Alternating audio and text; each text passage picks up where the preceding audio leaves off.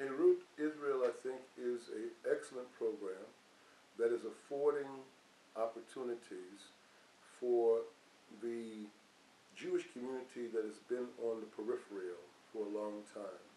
I'm speaking about Jews of African descent or African American Jewish communities that have been a part of the landscape in the United States for nearly 100 years now.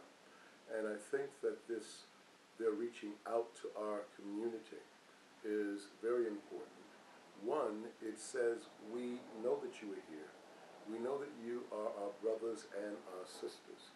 And it makes a lot of sense for our community, the Jews of African descent, here in the United States, to be very involved with Herut and supporting the programs that they are supporting that are going to bring our community further into the fold of what, let us say, normative Judaism, by inviting our young people to participate in Tailgate Israel, the young folks between 18 and 26, and then other programs, the Birthright program, and then our voices being added as voices of support for the state of Israel, which I think is extremely important.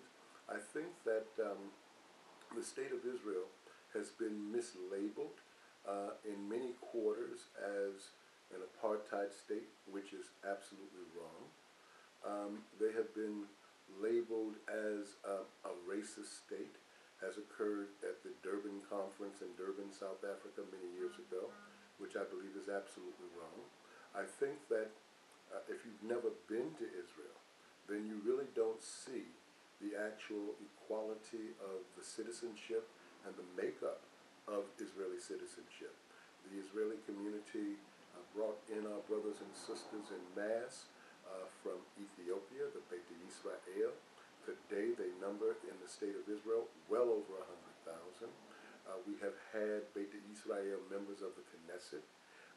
We have had Beit Israel individuals who have served in the core of the going out and serving in consulates around the United States and around the world.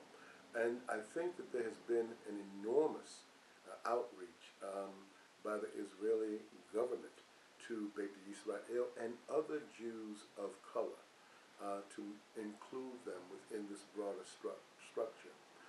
Another issue for me is the equation of Zionism with racism, which I think is an absolute misnomer.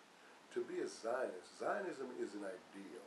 It's an ideal of peoplehood, and that peoplehood is attached to a land.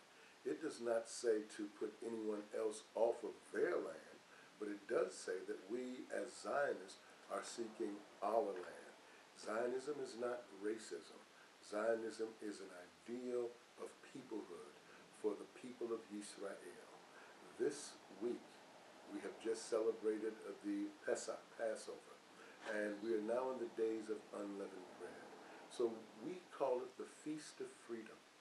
The Feast of Freedom, where our people were freed from bondage in Egypt, and the state of Israel took a long time to come into existence, but it is here now, and it is our hope and our prayer that we can grow the support for the state of Israel within the African American Jewish community, but also on the continent of Africa itself, where we are working with so many organizations and congregations that want to be a part of Kalal Yisrael, of the community of Israel.